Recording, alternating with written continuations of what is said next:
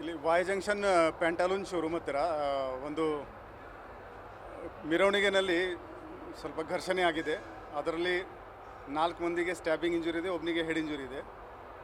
ಅದರಲ್ಲಿ ಎಲ್ಲರಿಗೆ ಏನು ಡೇಂಜರಸ್ ಅಂತ ಲೈಫ್ಗೆ ಅಂತ ಲೈಫ್ ಥ್ರೆಟ್ನಿಂಗ್ ಯಾವುದೇ ಇಲ್ಲ. ಲಕಿಲಿ 3 ಮಂದಿ ಆಲ್ರೆಡಿ ಟ್ರೀಟ್ಮೆಂಟ್ ಮಾಡ್ಕೊಂಡು ಡಿಸ್ಚಾರ್ಜ್ ತೊಗೊಂಡೋಗಿದ್ದಾರೆ. ಒಬ್ಬರಿಗೆ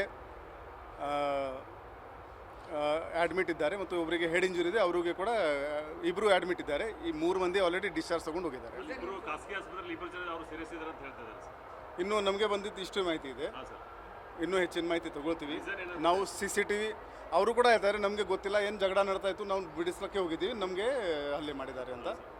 CCTV ಎಲ್ಲ ಇದೆ ಅಲ್ಲಿ, ನಾಳೆವರೆಗೆ ನಾವು ಪತ್ತೆ ಮಾಡ್ತೀವಿ ಏನಿದೆ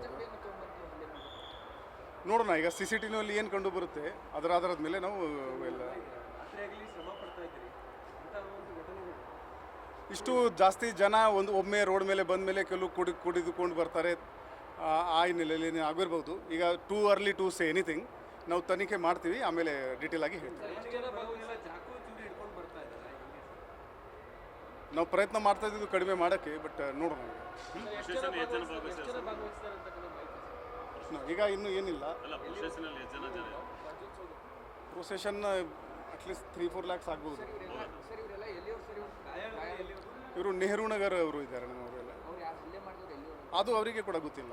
ಈಗ ಯಾಕೆ ಘರ್ಷಣೆ ಆಗಿದೆ, ಏನು ಕಾರಣ ಇತ್ತು ತನಿಖೆಯಲ್ಲಿ ಗೊತ್ತಿಲ್ಲ.